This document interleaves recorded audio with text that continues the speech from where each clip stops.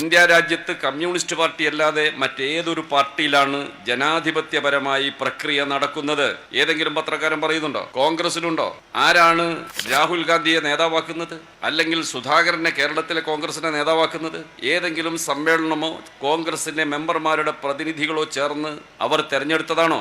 കോൺഗ്രസ് നേതാക്കന്മാരെ നിയമിക്കലാണ്. ജനാധിപത്യമെന്ന ഒരു തത്വം കോൺഗ്രസ് പാർട്ടിക്കുണ്ടോ? CPIM സമ്മേളനം കഴിയുമ്പോൾ പിറ്റേ ദിവസം പത്രം രൂക്ഷമായ വിമർശനം, ഗവൺമെന്റിനെതിരെ, മുഖ്യമന്ത്രിക്കെതിരെ, പാർട്ടി നേതൃത്വത്തിനെതിരെ വിമർശനം. ഇവർക്ക് മനസ്സിലായിട്ടില്ല ഈ സമ്മേളനം ചേരുന്നത് തന്നെ ഈ വിമർശനം നടത്താനാണെന്ന്.